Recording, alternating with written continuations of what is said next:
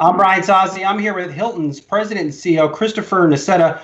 Christopher, good to see you here. I'm not used to you see with no suit and tie. Yeah, no, I know. Well, I'm remote, so I figured that I didn't need to dress up. And call me Chris, Brian. We know each other. Chris. You know, my mother doesn't even call me Christopher.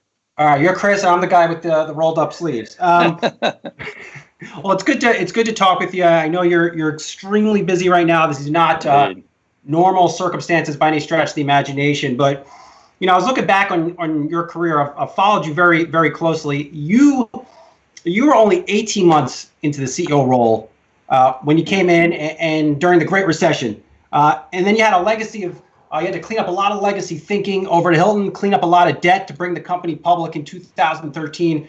No stranger to managing through crises is what I'm trying to say. How is this situation?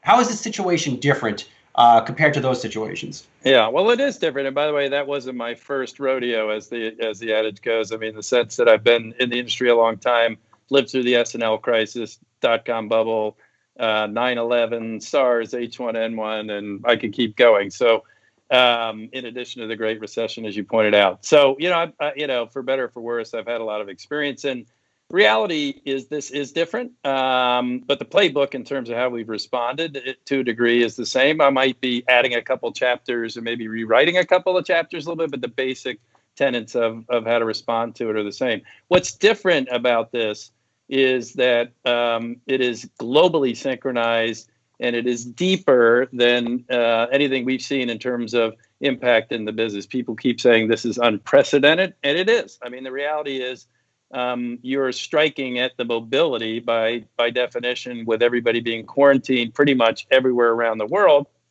Our business and many businesses require mobility. And so that, we have seen the most dramatic declines that we've seen in the history of business. Put it in perspective, in the Great Recession, which before now would have been the greatest decline that we had seen in a year or in a quarter for the business. We probably, in the worst year of the Great Recession, were down 15 to 17% in RevPAR revenues.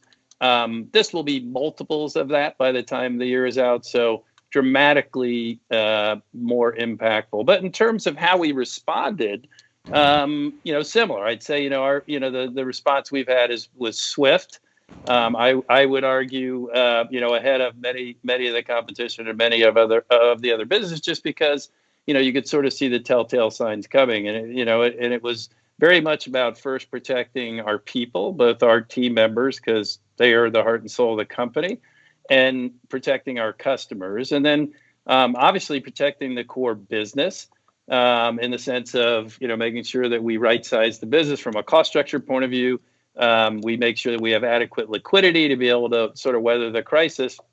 And then, start to think about focusing on recovery, because as much as everybody sort of gets mired, in those first two things, and certainly the bulk of my time was spent on those first two things up until a couple of weeks ago. We will recover. You can start to see the early signs of that already, and we need to be in the best position possible. So, we did the right things. We did them early. From a liquidity, cost structure point of view, we are in a fantastic position to weather the crisis for a very extended period of time. We are starting to see, and we can talk about it more, little teeny tiny green shoots.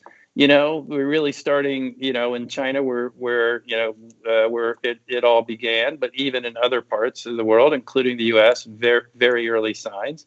And we remain super confident about the long-term prospects of our business and our model. We just have to sort of get through, get from here to the other side of this. Chris, you guys, Hilton came out with a business update April 16th, and you guys have been incredibly transparent throughout this, really continuing to update investors. But these RevPAR declines in the U.S. down 20% to 22%, Asia Pacific down 43% to 45%. Do you think you have reached a bottom? Because I've never seen declines like this. Yeah, well, those numbers that you're talking about globally, we said in that release, we said 22 to 24% around the world. If you aggregate those stats you were noting, that was Q1, okay, which I'm not going to get into in much greater detail because we're getting ready to report in a couple of weeks and we're in a quiet period. But that was Q1. Remember, January and February was pretty much business as usual. Okay, it wasn't robust, but it was a normalized environment. really the corona virus impact started in March. And so what the answer is, you're going to see much more dramatic impact in Q2 and likely into Q3 than you saw in Q1, just because you're going to have the full brunt of the impact. Our expectation is, as I said, we will get to the other side of this. You could start to see, things happening around the world, like China, that was first in. Reality is most of our hotels were closed. So they were running 0% occupancy because they were closed for business. They are almost all open now, and they're running 25 or 30%. Globally, the worst of it, which was, I hope, a couple of weeks ago, we were running sort of circa 10, 12% occupancies. I looked at the numbers for last night before getting on the call. We were running 19, 20%. So part of that's China. Part of that's, there are, a few, glimmers of hope of travel that is going on. A lot of it related to the response to the crisis. But you are at the beginning, stages of, in most of the world, happen in different phases, sort of a reopening of economies that, will be done hopefully very sensibly, very intelligently. That'll be science and data based, and, that will address the underlying health issues, but that will also allow these economies to get restarted. I was asked to be on the President's Council for reopening here in the United States, been engaged with the administration throughout the last bunch of weeks on that. And I think, what you're seeing coming out of the CDC, FEMA, and otherwise about sort of a sensible, sort of staged reopening of our economy, I think you will ultimately, start to see happening around the country in different places and different times, starting in May. So I still think net, to go back to your question, I think the Q2 will be the low point, not Q1. I think you will start to see, as there's more mobility, if all goes well and we don't have a significant recurrence, I think you will start to see sort of the dig out, if you will, beginning in Q3 and then onward. And it will take some time. People, we can talk about it. I mean, people are going to, I think they're going to come out of their homes. They're going to travel in their neighborhood. Then they're going to travel within, their city or town. Then they're going to travel within their region. Then they're going to travel across region. Then they're going to travel across country. And then they're eventually going to get on planes and go around the world again. But all that's going to take some time. Just being, sort of rational about it. Chris, so to your point, you have the ear of the administration. Are you getting any sense that they are working on a targeted relief plan for the hospitality industry? I would argue that the industry, despite its significant importance to the economy, didn't get the relief package it needs. Well, here I was very involved, with the administration, with the president, with the secretary of the Treasury, with the leadership in Congress, and every one of our industry associations and other leaders in the industry, really pushing on our agenda, leading, through the last few weeks and up to and including the recent legislation that's getting passed, sort of at this time.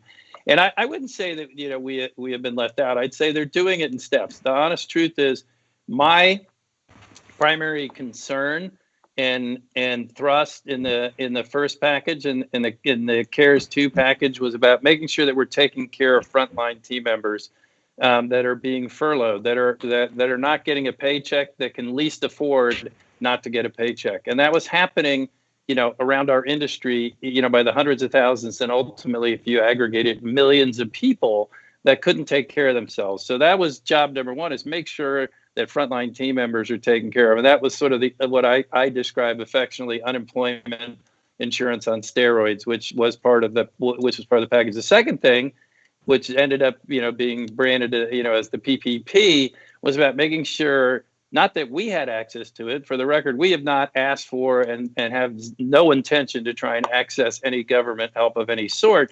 But what we're trying to do is make sure that our franchisees, who are, if you look at the bulk of our system, are mostly small owner, operator, entrepreneurs all over the country that own these assets that are out of business and that have payroll and have debt service, have to pay their insurance and other costs, that they had some access to liquidity because their business was strong before they went into it, and no fault of their own, suddenly they find themselves basically out of business. And PPP was a very thoughtful response in my mind to that. They obviously are reloading it this week, and a number of owners in our ownership community have had access to it. We need more of them to have access to it. I think the next steps, as I said, like if you talked to me 2 weeks ago, Brian, I would have said like 90% of my time was on the crisis and like the immediate response.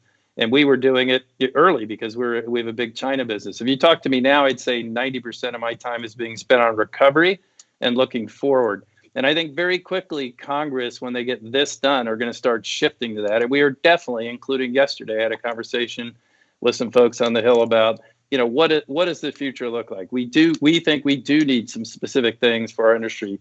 Number one, when people can move, we're going to need to have marketing campaigns that are going to end up having to be supported locally and regionally and likely underwritten in part by the federal government to get people, once they feel safe, when we have enough testing and we have the right hygiene and distancing and protection protocols and those safety measures are there, that we get a message out that it's safe to travel and we market. The other thing is going to be ultimately providing some incentives, whether that's tax credits, deductibility of being able to expense travel, in a way that was consistent with what we used to, and a whole host of other things that we're thinking about and talking to them about will have to be this next step in the process. I think that's what I talk to members of Congress, when I talk to the administration, that is clearly their intention.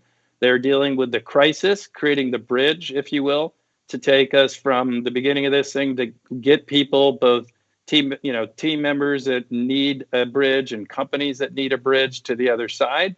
And then it's going to be about, the next step is going to be about recovery. And there's clearly going to be things that we're going to be working for our industry. Think about it. We're one of the largest industries in terms of percentage of GDP, one of the largest employers. So all of the unemployment, that's a lot of our industry. And so the faster we recover, the faster we put these people back to work.